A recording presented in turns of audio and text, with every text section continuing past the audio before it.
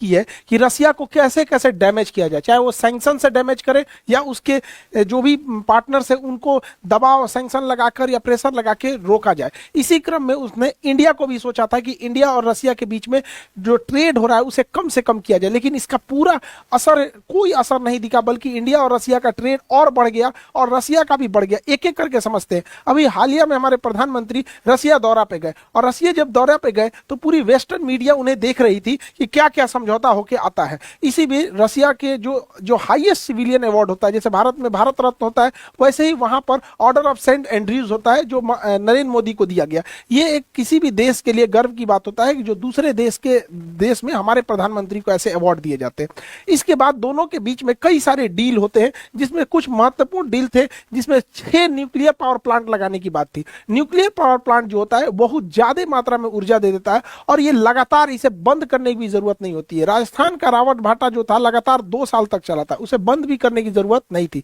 ये nuclear power plant में safety की ज्यादा जरूरत होती है, क्योंकि इसका सबसे खतरनाक एरिया इसका कोर होता है जहां यूरेनियम होता है। इसकी सेफ्टी के लिए यहाँ पे इसे बहुत बड़ा कंक्रीट से ढक के रखना पड़ता है। इसमें यूरेनियम का यूज किया जाता है। यूरेनियम को येलो केक कहा जाता है, इसे आशा का धातु भी कहते हैं। यूरेनियम दुनिया का सबसे महंगा पदार्थ होता है। यूरेनियम इसमें इससे महंगा दुनिया में कोई पदार्थ नहीं होता है। इससे एनर्जी ज्यादा निकलती है। अब वो इतनी ज्यादा एनर्जी निकलती है जिस वजह से बिजली बनाया जा सकता है। तो रसिया के साथ हमें 6 पावर प्लांट की जरूरत है, क्योंकि India day by day develop करते जा रहा है और हमारे इंडिया में हर चीजें, इंफ्रास्ट्रक्चर से लेके आईटी सेक्टर में डेवलपमेंट हो रही है, तो बिजली की खपत बहुत ज्यादा हो रही है, इसलिए इसकी भी जरूरत है। साथ में रसिया ने भारत के साथ बहुत संभवतः हो सके तो इस डील को करेगा फ्लोटिंग न्यूक्लियर पावर प्लांट। हालांकि रसिया के पास शिपिंग न्यूक्लियर प्लांट की बहुत एक्सपर्टीज है, उसके पास परमाणु पनडुब्बियां बहुत ज्यादा है। तो ऐसे ही बिजली घर को पानी वाली जहाज में ये लोग फिट कर देते हैं।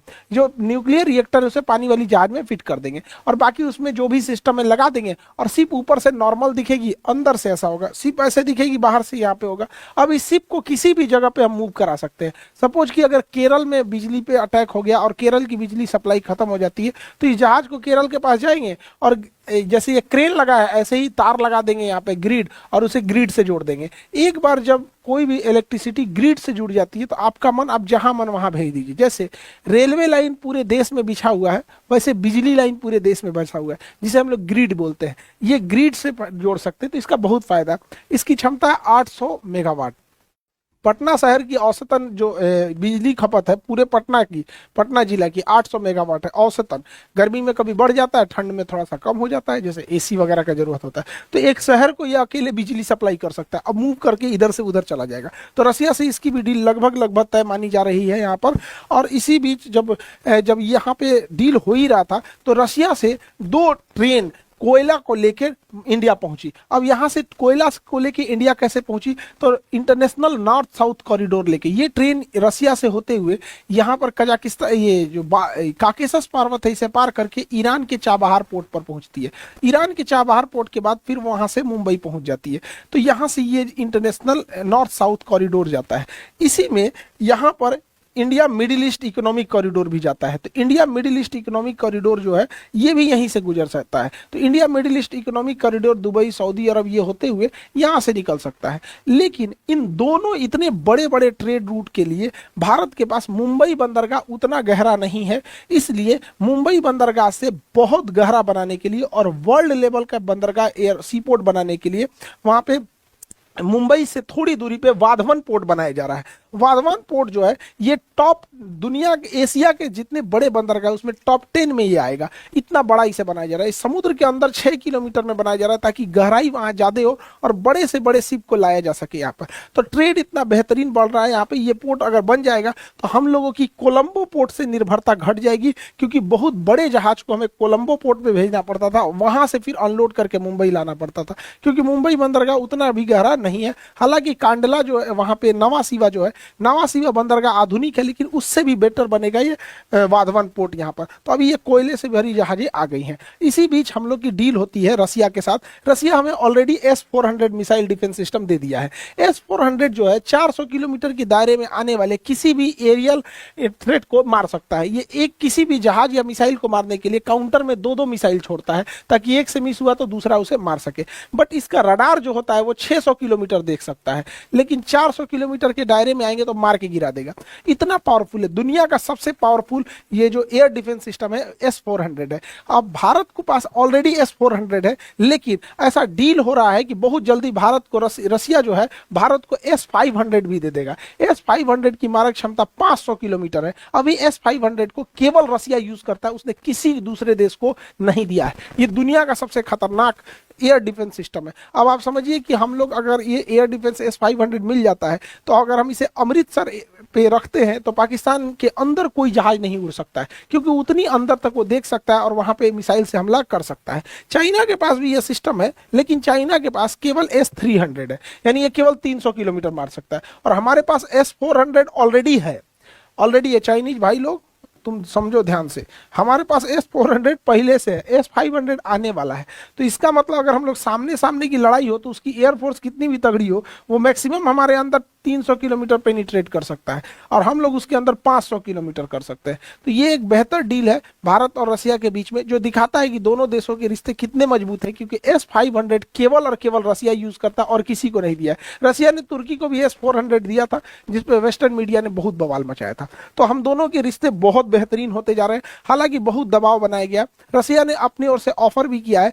Su-57 सुखोई क्या ये विमान है, ये बहुत बेहतरीन जहाज है, लेकिन स्टिल्थ टेक्नोलॉजी से होता है। स्टिल्थ रडार में नहीं आते हैं, इसे अमेरिकन जहाज F-22 रैप्टर से तो ना किया जाता है, लेकिन ये काफी कॉस्टली है।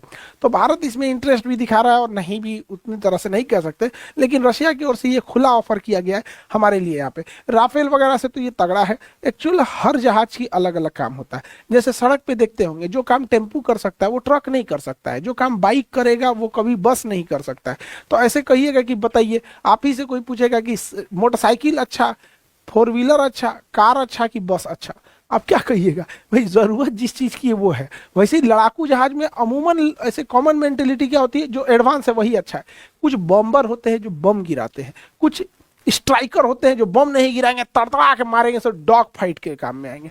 कुछ रिकॉनेसेंस मिशन में आते हैं, दूसरे देश में घुस के निगरानी करने में। कुछ दोनों काम कर सकते हैं, मार भी सकते हैं, रिकॉनेंस भी कर सकते हैं, बम भी गिरा सकते हैं, मल्टी रोल काम कर सकते हैं। जैसे राफेल एक मल्टी रोल जहाज है। तो सबका अलग अलग होता है। यहाँ पे ये एयर सुपीरियरिटी के लिए है, एकदम स्टिल्थ है, स्ट्राइकर जाएगा एकदम कहीं पे भी बम गिरा के आ सकता है, लेकिन ये बड़ा कॉस्टली होता है, इसकी ऑपरेटिंग कॉस्ट भी बहुत ज्यादा होती है। तो देखते हैं कि आगे क्या होगा। बाकी हमारा तो HAL बना रहा है, अभी तक तेजस कंप्लीट नहीं कर पाया। पता नहीं क्या कर रहे हैं लोग, अच्छा भी नहीं लगता है बार बार बोलने में कि तेजस कंप्लीट नहीं हुआ। आज से बन रहा है, सोच रहा 40 साल से तेजस बन रहा है, अब ये लोग का इंजन पूरी तरह से फाइनलाइज नहीं हुआ। तो ये भी एक दर्शाता है। हालांकि डिफेंस सेक्टर में प्राइवेटाइजेशन बहुत पहले हो जाना चाहिए। प्राइवेटाइजेशन होने से थोड़ा सा कोई भी चीज बड़ा तेजी से एक्टिवली काम करते रहता है। देखिए, इतना दबाव भारत पे बनाया जा रहा था, वेस्ट ने पूरी कोशिश किया दबाव बनाने के, बहुत सारी धमकियां दी गई अमेरिका और भारत यूरोप की ओर से कि भारत को सैंक्शन लगाए जाएंगे। लेकिन अभी हाल ही में UN सिक्योरिटी काउंसिल में रसिया जो है वो इसका अध्यक्ष बना है, उसने भारत का बचाव किया और कहा है कि वेस्ट मीडिया ने भारत पे बहुत ज्यादा दबाव भी बनाने की कोशिश कर रही है। एक्चुअली वेस्टर्न मीडिया का अलग नेरेटिव है, वो अपने हिसाब से सोचता है यहाँ पे। अब सोचिए ना, ईरान के मिलिट्री को उसने आतंकवादी घोषित कर रखा है। मतलब आतंकवाद का कोई परिभाषा ही नहीं रखा है। हमारा ईरान से अच्छा संबंध है, ईरान हमारे भारत के लोगों को, और या ईरान और भारत का बहुत अच्छा रिलेशन है हमारा, और उसका दोनों का ट्रेड बैलेंस भी अच्छा है, पेट्रोलियम लेते हैं। अब वहां की जो रिवोल्यूशनरी गार्ड है, जो इसको BSF कहता है, जैसे हमारे यहाँ BSF है, उसको आतंकवादी घोषित कर रखा है। तो उनको कहना है कि रसिया जो है ना, अब ध्यान से समझिए, रसिया अगर यूक्रेन पे हमला किया तो कहता है रशियन एग्रेशन, रशिया ने हमला किया, एग्रेशन। और अमेरिका आके अफगानिस्तान पे मार दिया तो अमेरिकन एग्रेशन नहीं, American action on terrorism.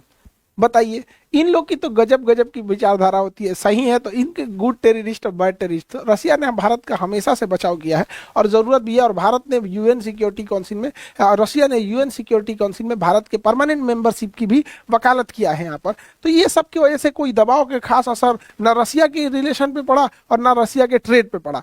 Russia के पास बहुत ज्यादा ऑयल भंडार है, तो ये ऑयल रिजर्व को हम लोग टैंकर्स में से रख के और भारत तक इसको लेके आ रहे हैं, क्योंकि भारत में बहुत ज्यादा खपत है पेट्रोलियम का, जनसंख्या बहुत ज्यादा है। जब यूक्रेन और रशिया विवाद नहीं हुआ था तो हम लोग रशिया से जो तेल खरीदते थे वो 1 लाख बैरल पर डे खरीदते थे।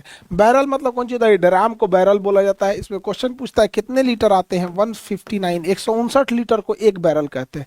तो हम लोग रशिया से पहले 1 लाख बैरल पर डे तेल खरीदते थे, 1 लाख बैरल पर डे। तो अब जब विवाद हुआ तो वेस्टर्न मीडिया ने हमारे ऊपर दबाव बनाया, वेस्टर्न ने दबाव बनाया कि इतना तेल क्यों खरीद रहे हैं, इससे तो फंडिंग होगी यूक्रेन की, युद्ध की, वहां के लोग मारे जाएंगे। तो भारत ने 1 लाख बैरल से बढ़ा के 19 लाख बैरल पर डे कर दिया। 19 लाख बैरल पर डे हम कन्वर्ट कर देते हैं 30 करोड़ लीटर प्रतिदिन। तो हम लोग रशिया से तेल खरीद रहे हैं ना, 30 करोड़ लीटर प्रतिदिन खरीद रहे हैं, 30 करोड़ लीटर प्रतिदिन खरीद रहे हैं। अब वेस्टर्न पागल है सब, वेस्टर्न मीडिया ले यार ये भारत को किया क्या जाए है, न ये अमेरिका का सुन रहा है न यूरोप का सुन रहा है। तो भारत विश्व गुरु है, गुरु नहीं सुनता है जल्दी किसी का। हम लोग को अपना नेशनल इंटरेस्ट मायने रखता है, पहले उसको हम लोग देखते हैं। तो इसका बेअसर हो गया यहाँ पे। हालांकि वेस्टर्न लोगों ने, यूरोप ने बहुत गलत किया। अलग अलग जगहों पे रूस के एसेट्स थे, कुछ यूरोप में थे, कुछ अमेरिका में थे। उनके जो फॉरेन रिजर्व थे, पैसे, विदेशी मुद्रा भंडार थे, लगभग 300 बिलियन डॉलर। ये 300 बिलियन डॉलर को यूरोप और अमेरिका ने फ्रीज कर दिया, कहा कि जब युद्ध खत्म होगा तो इस पैसे को निकाल सकते हो। इसी के मद्देनजर रखते हुए भारत ने भी अमेरिका में अपने गोल्ड रिजर्व को वापस लेके आया। यहाँ पर इन पे कभी भरोसा करने लायक नहीं है। दे आर एकदम, इन लोगों के पास, अंग्रेजों के पास कोई एथिक्स नाम की चीज नहीं होती है। इन्होंने 25 लाख बंगालियों को भूखे मरने दे दिया जब हम गुलाम थे तब।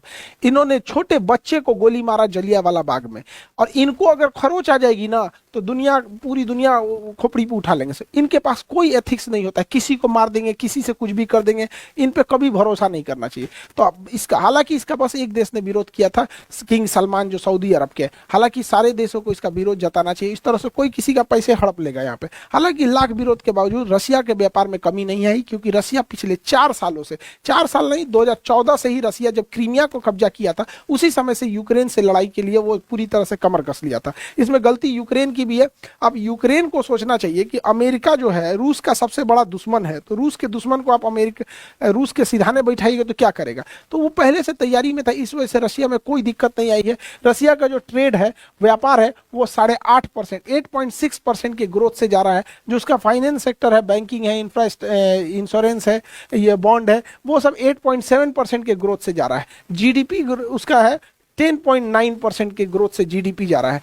कंस्ट्रक्शन जो वर्क होता है, बिल्डिंग कंस्ट्रक्शन, एयरपोर्ट, सीपोर्ट, जो भी रियल एस्टेट के कंस्ट्रक्शन होते हैं, 6.6% के ग्रोथ से जा रहा है। तो इससे ये पता चलता है कि रशिया पर इन सैंक्शंस का कोई खास असर नहीं पड़ा, और ना ही भारत और रशिया के रिलेशन के बीच में कोई भी इस टाइप का असर पड़ा है, क्योंकि ये आंकड़े बताते हैं कि उन पे कोई असर नहीं पड़ा है। आई होप समझे होंगे। अब यूपीएससी का बैच स्टार्ट हो गया पटना, बोरिंग रोड और मुसल्लापुर ब्रांच दोनों में।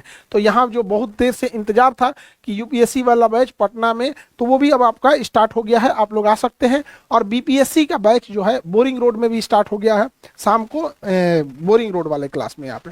और बहुत जल्दी अगस्त में एक न्यू बीपीएससी बैच आएगा, जो नए पैटर्न वाले हैं, जो इतने नए बच्चे हैं उन लोग के लिए बीपीएससी का बैच आएगा यहाँ पर। और पॉलिटिकल साइंस जो पॉलिटी है, पॉलिटी एंड इंटरनेशनल रिलेशन, ये 23 तारीख कल से स्टार्ट है आप लोग का, 23 तारीख आज से ही। तो ये बैचेज हैं जो आप कर सकते हैं। इलाहाबाद वाले बच्चे आप लोग के पास हम बहुत जल्दी आ रहे हैं। आई होप आप पूरे टॉपिक को समझे होंगे। मिलेंगे नेक्स्ट क्लास में। जय हिंद।